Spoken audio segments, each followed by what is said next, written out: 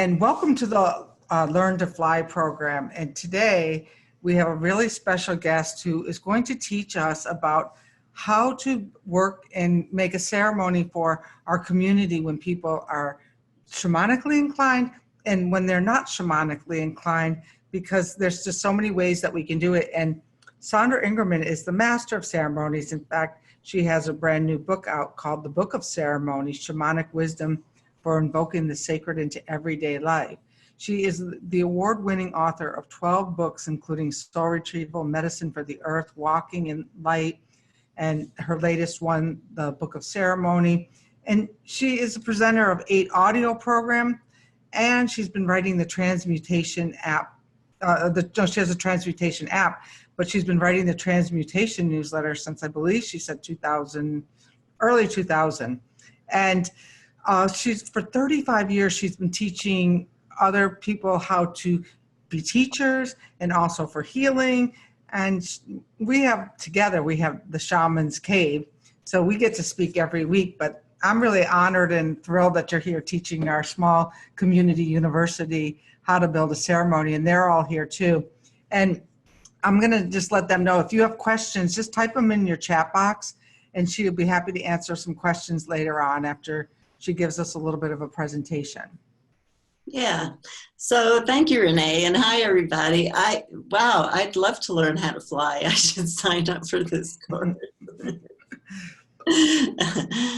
So I started practicing shamanism back in 1980, and I was really nervous about performing any kind of ceremony because I always thought there was a right and a wrong way to do ceremony.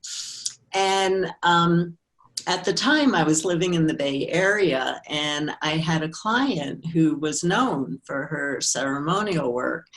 And I said to her, let's do a trade. I'll work with you and you teach me how to do ceremony. And she said, there's no right way to do ceremony, just do it, just do it. And so it was like when I got that permission, I went ceremony crazy. I just started performing all these ceremonies in my house and really working with the power of intention, which is so important.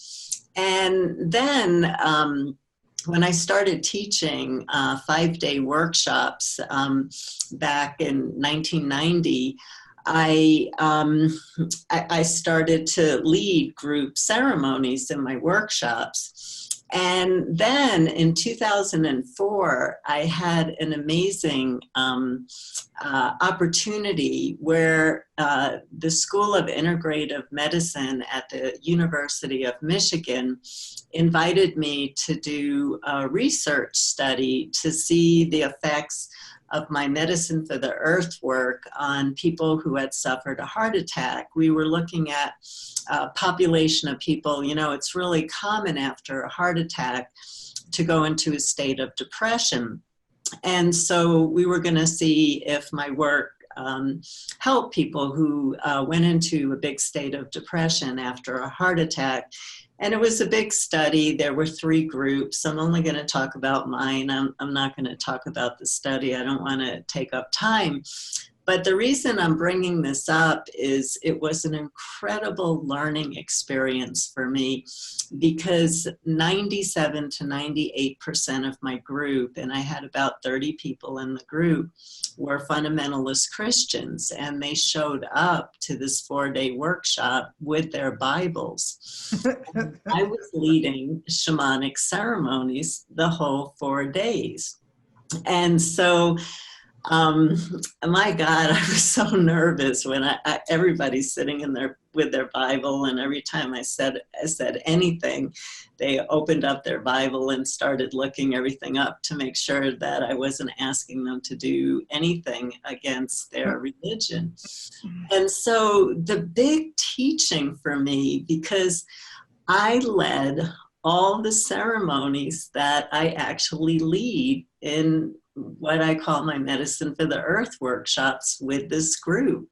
And you would not have known the difference that this wasn't a shamanic group. They drummed, they rattled, they chanted, they supported each other, they worked with the fire. We did amazing ceremonial work. And so the teaching for me, and why I'm sharing this with you, is that ceremonial work is so powerful to bring into communities, but you can actually bring ceremonial work into any community if you're not wedded. You know, some people are like, I'm not going to do a ceremony unless I can say certain words or phrases or talk about the helping spirits. And those are decisions that you have to make, because this is work that is so powerful for people that why not broaden your perspective and go out into your communities and create some really beautiful ceremonies. So I'd like to talk about ceremonial work, how to bring it into your community, and how to bring it into a non-shamanic community too. And so ceremony, one of the reasons that ceremony is so powerful, it's not so much what we do in the ceremony. I sometimes feel that what we do in the ceremony is just to distract our egos, so that the magic that goes on beyond the ceremony can actually happen, because our ego has something to do. You know, we have to set the intention, we have to get our tools together, and so we have busy work for our ego while spirit is creating this whole magical event. And what happens in ceremony is we lift out of our humanness and we step into our divine nature, and we end up creating this incredible line of communication with the creative forces of the universe. And so it's like having a direct phone line. Once we step into spirit self and we get out of our ego, it's like we get this phone line connection to the power of the universe. And then we get agreement between the ordinary and non-ordinary realms to help us manifest our outcome. And so what are the important aspects to bring into a ceremony? Because ceremony is a way to create a state of centeredness, to make us feel stable during these crazy times that we live in. And it's wonderful to do ceremony on your own, but when you bring a group together, number one, there's shared responsibility, which is nice. And the support is unbelievable. I teach ceremonies in all my workshops, and people never had that kind of support in their life. They never had people drumming and yelling and screaming for their healing and their success. And it's such a powerful experience. And so I always tell people to have the courage to step out and do ceremonial work with your community. In shamanism, intention is everything. And so it's really important to come up with what's the intention of the ceremony. And, you can do ceremonies for so many things, for releasing old beliefs and pains and hurts and wounds, to ask for blessings to come into your life, to bless a new baby coming into the world, to bless a marriage, to help with a divorce, to bless a house, to bless your land, your garden. I mean, it just goes on and on and on. It's endless what you can do with ceremonial work, but setting your intention, because intention creates action. And so once you set your intention, it's like the universe starts bringing together the energetic components that need to happen to create an outcome maybe not in your ego's time, but in your soul's time. And that's something that's really important. And so finding a place where you want to do your ceremony for your community is important. Do you want to work inside? Do you want to work outside? And I do both. And so I've had a lot of experience with both. One of the things about indoor ceremonies is it contains the energy a little bit. And so I know a lot of my groups always say, "Ooh, I want to work outside. I want to work outside." And yeah, there's a power to doing ceremonial work in nature, but there's also a beauty, there's a power, there's a containment of the energy when you work inside. So that's something that you can think about. And whether you work inside or outside, I find outside, especially if you're doing drumming, the drumming can get quite chaotic, and you know, the sound doesn't really contain the energy, but yet you have nature surrounding you and dancing and singing with you. And, you know, that's something that we all love. And that gets missed when we work inside. So creating sacred space wherever you choose to do your ceremony is important. And so I ask for volunteers when I do ceremonies in community for people to help to create sacred space. And what that means is energetically clearing the space. And so whether it's through sage or prayer or however you want to work, but making sure that the energy's been cleared. And what kind of special objects do you want to bring into the ceremony? So like if you're working inside, or even if you're working outside, do you want flowers? Do you want candles? You know, what makes it seem more special? What kind of altar do you want to create that makes it seem special?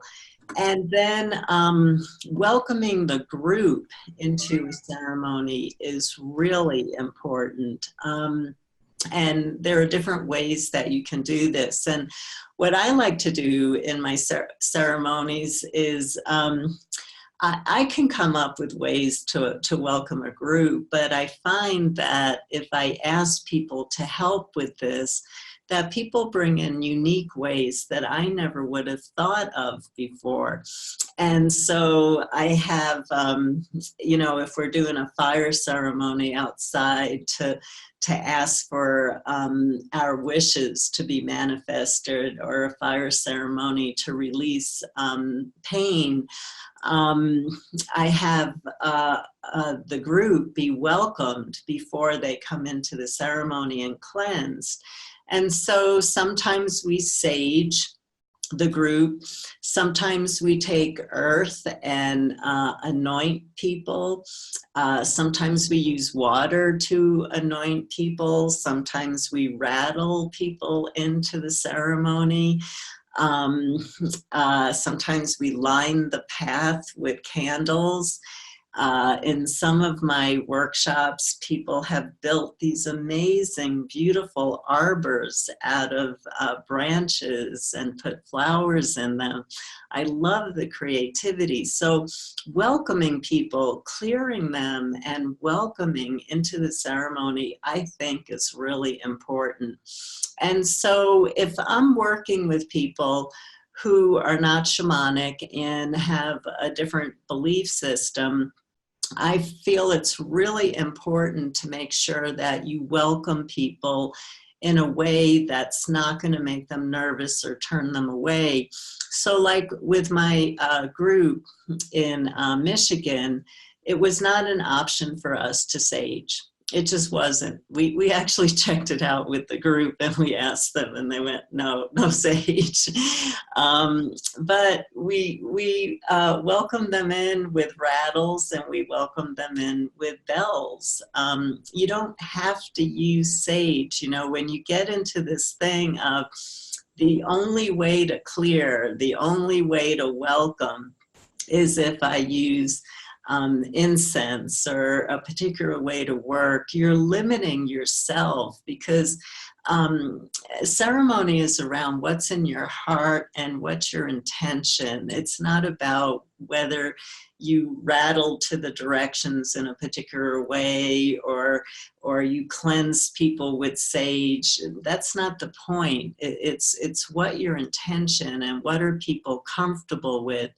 The way with the group in Michigan, and I've done this with other groups that definitely would not embrace any kind of shamanic work, is I explain that drumming is a way to bring calmness into your body, and it produces endorphins that relieve stress. And so remember that in Michigan, I was working with a group that was nervous about having another heart attack. So they heard drumming has been scientifically proved to produce endorphins in your brain that relieve stress. My God, these people would drum and dance and rattle. We had drums and rattles for everybody.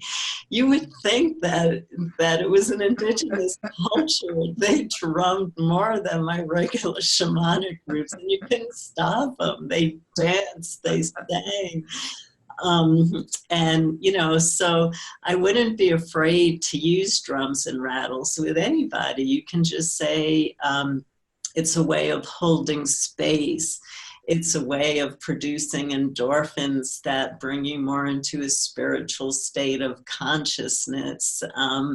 It's a way that holds space for us to pray together. You know, you have to use your imagination of how to speak to everybody.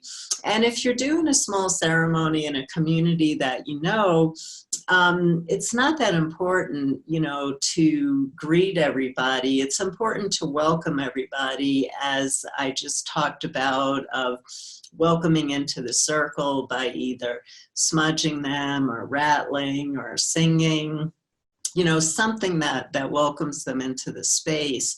But if I'm working with a group that I don't know beforehand, and for many years I was invited into groups to perform ceremonies, and I didn't know anybody, I would walk up to each person and I would introduce myself and I would shake hands or hug them.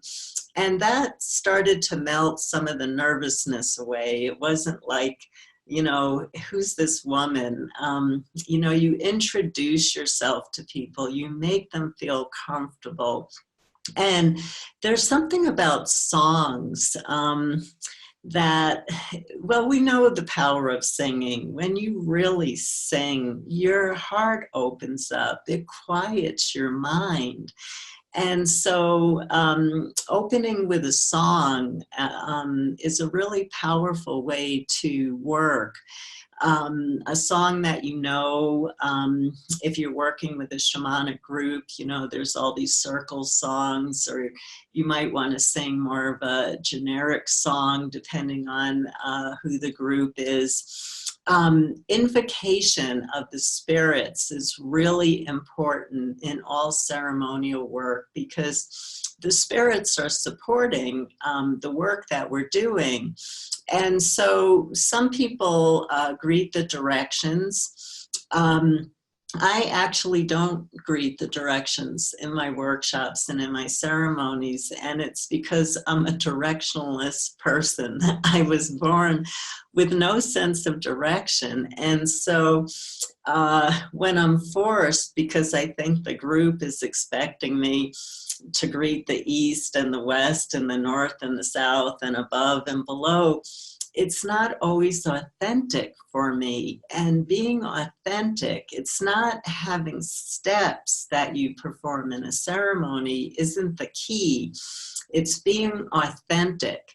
And so the whole thing with directions gets a little crazy in the shamanic world, because if you look at different indigenous cultures, and I've actually spoken to a lot of tribal people about this, there isn't any kind of agreement about what the directions mean, because the directions were worked with based on the weather and based on, actually, as Renee, I'm sure, has shared with you, how the wind comes in. That's how tribal people work with the directions, is what direction does the wind come in? And so depending on where you live, the wind is going to come in from different places. And so different tribes, different cultures have different meanings for the directions because they have to do with the weather. And so if you want to work with the directions in your ceremonies, in your group ceremonies, then journey for yourself, do some spiritual work for yourself so that you get an understanding. Because what a lot of people do in ceremonial work, especially when they bring it into a community, is they copy somebody else's ceremony that they saw. And then there's no heart in it. You're following a script, and spirit doesn't follow a script. Your heart is the opening for spirit to move through.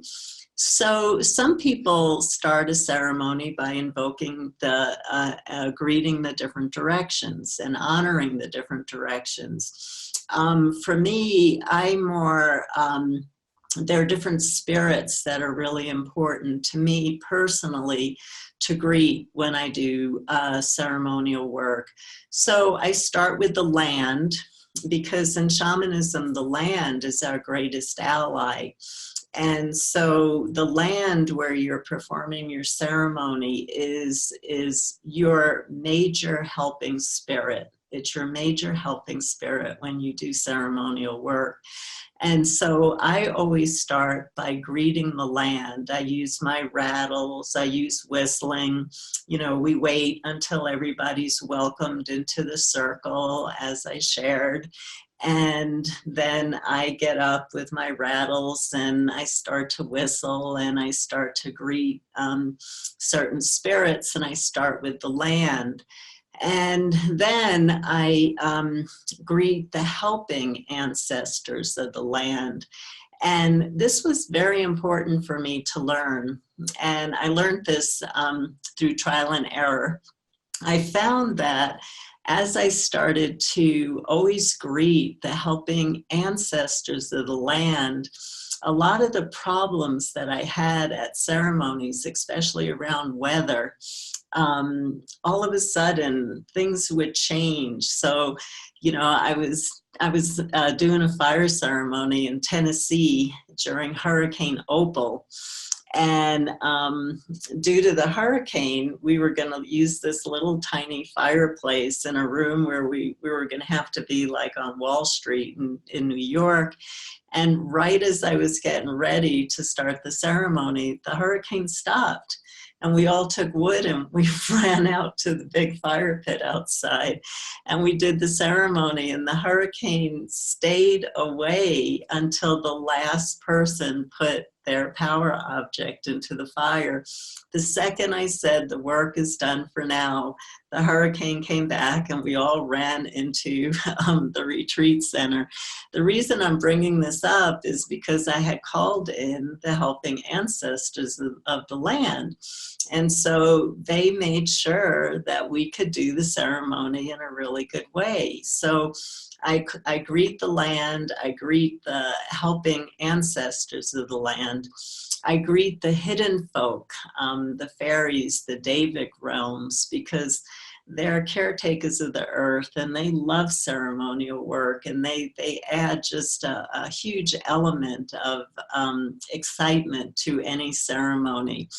And I honor the earth, air, water, fire, the sun, the stars, the moon, and all of the beings that live in the earth, the water, and the air. You can do a long invocation by, talking about every animal that lives in the ground and in the water and in the air. And I found for myself, I just honor the beings that live in those elements.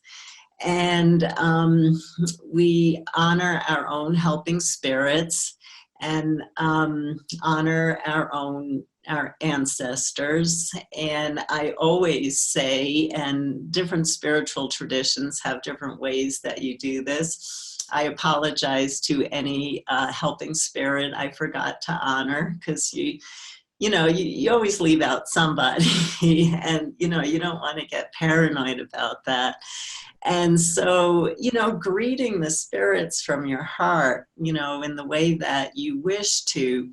And if I'm working with a non-shamanic group, I don't get into talking about helping spirits or the hidden folk or the helping ancestors of the land.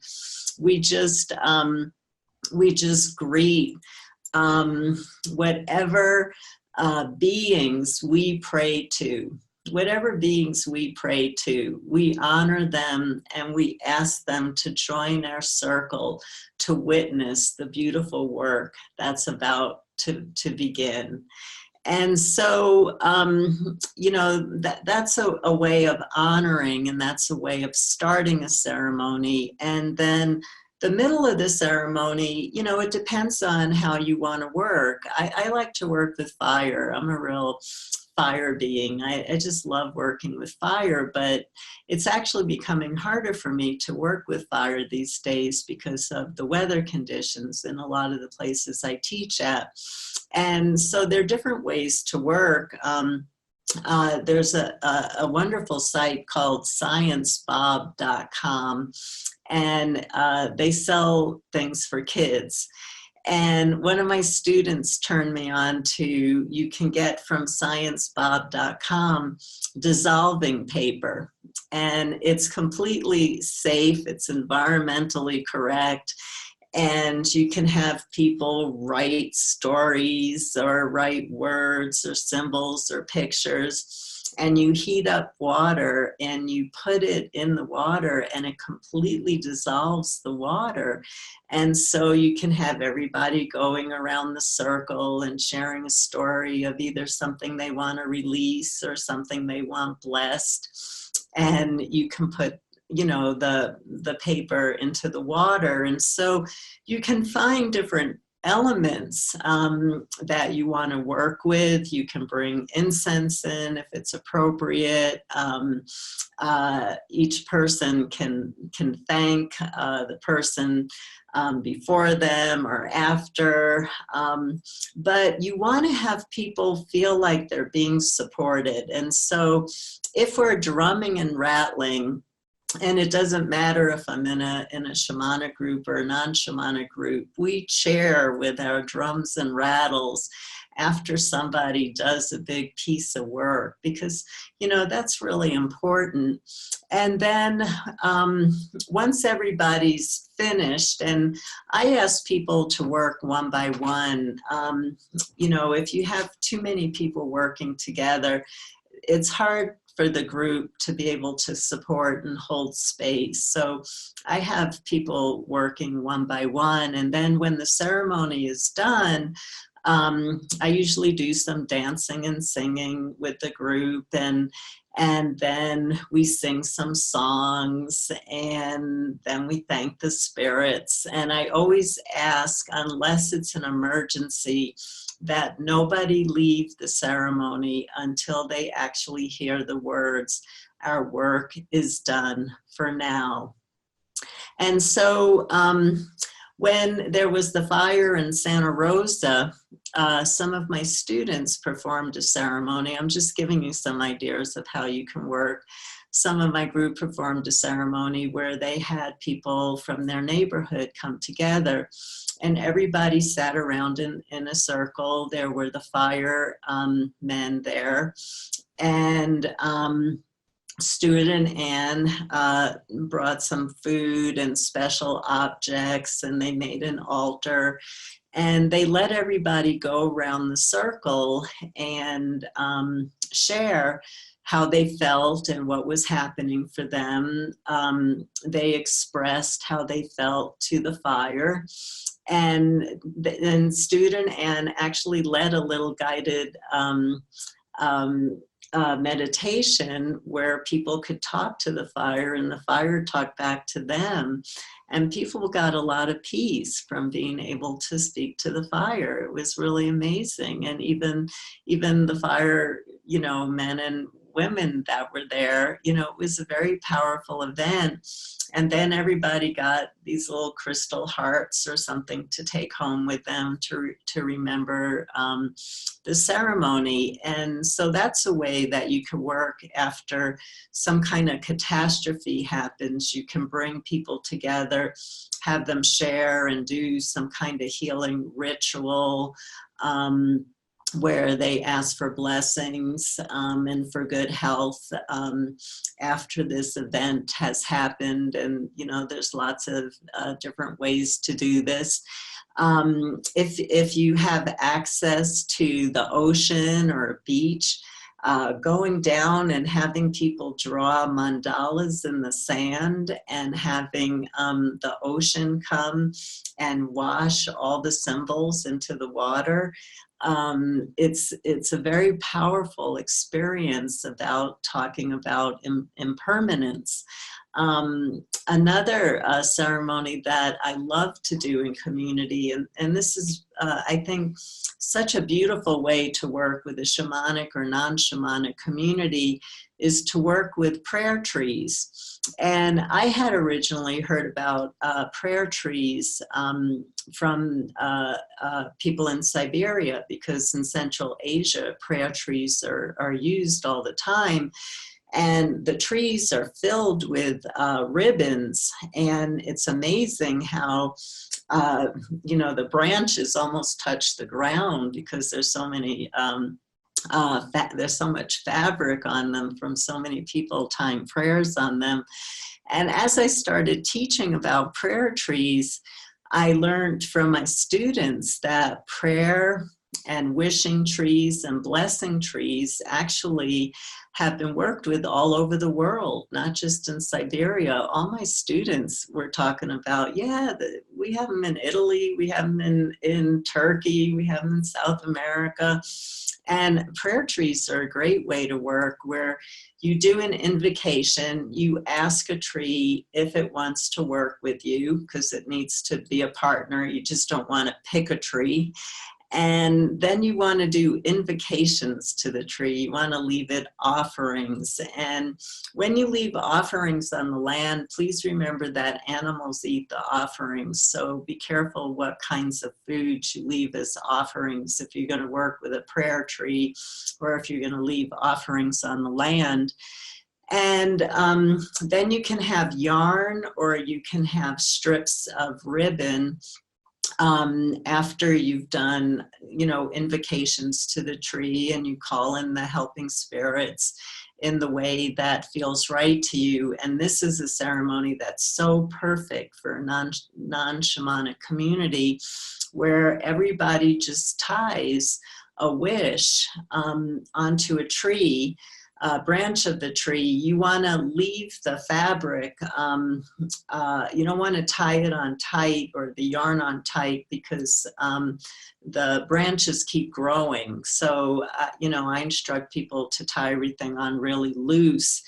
And prayer, blessing trees are wonderful ways. You can, some of my students have created prayer trees in Central Park and put instructions of, here's ribbon, and put a prayer on for yourself or for our community. And you can do this in your local community, or you can do it for your shamanic community. It's really wonderful, and that prayer tree becomes such a being that that binds and bonds the community together, because everybody knows there's this communal tree that you can go to talk to put some prayers and wishes on for healing or for blessings. And so these are really wonderful ways that you can work. And the last thing I want to say before I open up to some questions is outcome. Explaining to people in your community about outcome is really important, because we have, as human beings, as egoic beings, we have such a limited perception about time. And we don't understand, like in indigenous cultures, that time really has no meaning in this ordinary reality, and that there's just different phases of summer, winter, spring, and fall, and when our wishes and our prayers are going to come into manifest form. And so we just tell people it's really important to keep up the work and to know that the universe is going to bring us the best for our higher self, and that our soul is going to manifest the best for our higher self in the right time and in the right way. And so the point is to do the ceremonial work, to bring it into your communities and not get so focused on the timing of the outcome. So that's kind of a big picture of bringing ceremony into communities. Obviously, I can go on for hours because there are so many ceremonies that you can do, but those are important elements of intention, creating space, welcoming people, doing some kind of invocation, depending on the group, whether you do a shamanic invocation or just some kind of prayer, and some kind of closing. You know, these are really the important elements that go into a ceremony. So if anybody has a question, I'm really happy to answer it or try. You've got everyone excited. So there were some questions, and, you know, I can ask them. One of the things, and this is, I think would fit, like, so the people who are here also just did my 5-week wind mastery program. And one of the problems that I guess that I'm having, and probably other people are having too, is that, you know, with everybody doing the work at their own time, you know, like I didn't feel like it was okay to close the class at the end of the 5 modules, because I knew that there were still people in the middle of their mandalas. Right. So what do you do for a closing when, you know, you've got an online program and you want to do some kind of a ceremonial closing? Do you hold it off a week, or do you just do it and think that the timing's going to hit when the timing's right? Well, what I explain to people in my online programs, because I have people who signed up for an online program 2 years ago and they still hadn't finished the program yet. And so I can't wait for everybody to finish. You know, there's no way. So I do a closing at the end. But what I explain to everybody in my groups is that we're working outside of time. So whenever they come into the ceremony, they just add an exponential power to the ceremony, because it's still working outside of time. So even though we've closed the circle, we're done, you know, our course is over, the work is still actually going on in the non-ordinary worlds. And so I say, whenever you step into the ceremonial work, you've just added more power to the work that's going on over time. That's great, because, you know, it's really powerful. And one person's been taking the ancestor course, and she wanted to know if you have a ceremony around the soul stealing and the ancestral work that you prefer. Yeah, well, for soul stealing, how I work with it is, and you know, I mostly work with this with clients and in my 5-day soul retrieval training workshops. And so what I do is I have people pair up, and if I'm working with a client, I'm their partner. And what we do is we design a ceremony, and I'll ask my client, I'll work with it as if it's my client, and then you can see how you can do this out in the world. I ask my client if they have a favorite element, because I'm not going to do a fire ceremony for somebody who's afraid of fire. And so what's your favorite element? And so if they say air is their favorite element, we'll get maybe a sage shell and put some sage in. And I'll ask my client, would you like me to stand right next to you?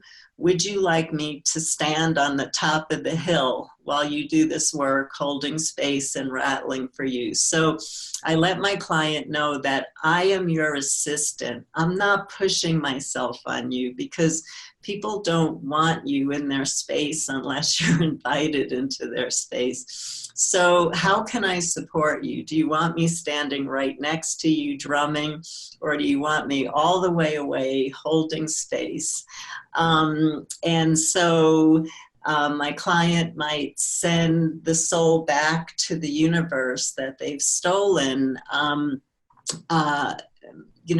through sage, or through drumming and singing, or some people build a little ship out of natural materials and put it in water, so the soul drifts away to the power of the universe, or sends it back on the smoke of a fire. But what I instruct is, you don't want to send the soul back to the person who you've stolen it from, because you don't know if they're ready for it.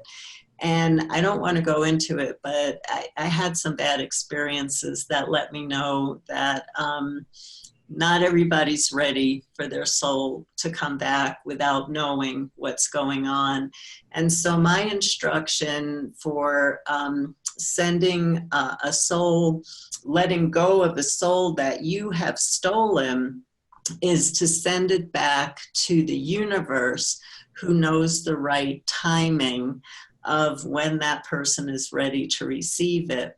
Now, if you think your soul has been stolen, then you have to go to a shamanic practitioner to have them perform a soul retrieval for you to get that back.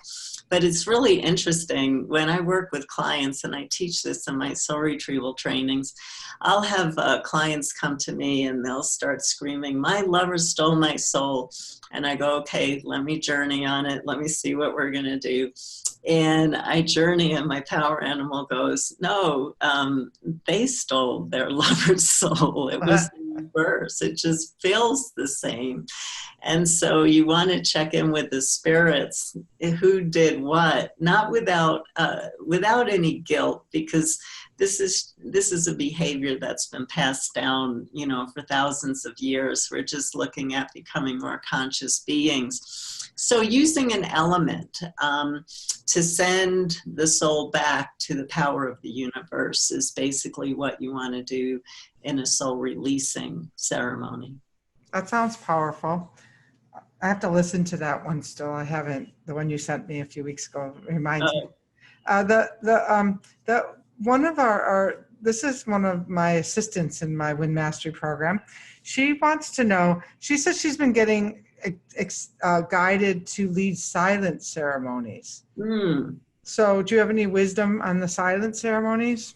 Yeah, I'm starting to move more into silent work, because what's happening for me in my own evolution is I'm starting to feel the power of emanating and transmissions from the heart, instead of working so much from the rational mind. And so I think it's really powerful to do a silent ceremony in the same way, where you just ask people to invoke silently those beings that they would like to have at the ceremony, and everybody works in silence. I think that's a powerful way to work. I was once leading a fire ceremony at a workshop where we had unbelievable downpour. It was unbelievable downpour. And we were able to start the fire, which was a miracle in itself. But everybody had to wear a rain poncho, so nobody could see who was going up to the fire. Everybody was anonymous. And there was such a power in that. There was such a power where nobody could see who was doing their work. And so, you know, not being able to see, not being a personality during a ceremony, or everybody working in silence, emanating, supporting through that heart space. I think that's a beautiful way to work. That's great. There's, I don't know if anyone else has any questions. There's a question that I have is, so when we were this summer, when we were at Omega, you know, this was me wanting everybody to plan the ceremony and execute the ceremony. And, you know, we kind of tripped up a little bit, and then other people got involved and they could criticize our ceremony. And so how, I know you have your shamans teachers, so how do you do that when there's like the group planning the ceremony? Is there like one person in charge or one authority, you know, like how does that work out in your world? Well, yeah, that definitely gets tricky. I first of all, I only have a few people, you know, who, you know, design the ceremony. And I rarely have people fighting, but I do. And if that happens, then I get involved and I'm the authority, you know, and I just let people know how to work. But what I think what's really important is to understand that there's a power in all the tripping up that happens at a ceremony, because the coyote energy is a powerful energy to have come in. So all the things that go wrong during a ceremony can be absolutely perfect. I had, in the most amazing ceremony, I had a person throw up right all over the floor, right in the middle of the ceremony. And these are things that happen. And from a shamanic point of view, they're absolutely perfect. And I don't allow people to share after a ceremony how they felt about it. I do not allow it, because in the West, you have people who, it was such a powerful ceremony for them. And then you have people going, oh, I didn't like the drumming. I didn't like the rattling. I didn't like being touched when I was being welcomed. All of that breaks the magic. Whatever happens in a ceremony is part of the magic. It's part of the magic. And so from an indigenous point of view, what is said after a ceremony is, wasn't that beautiful? Doesn't matter what went wrong. Doesn't matter what went wrong. Wasn't it beautiful? And I had to learn that in teaching workshops, that two people can destroy an entire ceremony for a group because they get judgmental. So the only thing people are able to say after a ceremony is how beautiful it was, or how they felt supported, but not about the parts of the ceremony. I don't allow that kind of sharing in my workshops. That's so good to know, because we had the queen of Heyoka medicine at our ceremony who create these ideas and then walk out, and like we were like left holding. It was fun. It was a learning experience for me about, okay, you know, you have to be the ultimate authority too at this point. There's one more question about food and ceremonies. Mm-hmm. You know, do you like food during the ceremony, food after the ceremony, or anything? Well, yeah, food during a ceremony I think is really distracting, because focus, concentration and focus are really important parts of a ceremony. And so I try to, as much as possible, to keep out distractions. It's not always possible. Like you said, the Heyoka energy comes in and there are distractions that happen. And food is a wonderful way to celebrate after the ceremony. And so for a community ceremony, either you could bring the food or you could, you know, have a potluck. And that's a beautiful way to end a ceremony. Absolutely. Being that I studied for the Lakota for 10 years, you know, food was so much a part of the, you know, the giveaway afterwards. And even after I did 3 days on the mountain, you know, I had to host the ceremony, thanking everyone for holding space for me. So it was like another 30 people in my yard, you know, that was probably because I'm a chef, I guess. And this question, I'm not quite exactly sure. Anything post ceremony, days or week later, or is the ceremony in itself complete when it's done?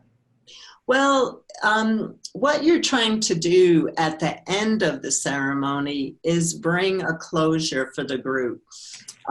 Closure is really important for people. If people don't have any closure, it's hard for them to ground afterwards, you know, because they're still in that non-ordinary space. So singing, saying the work is done for now, eating together afterwards is a way to bring closure.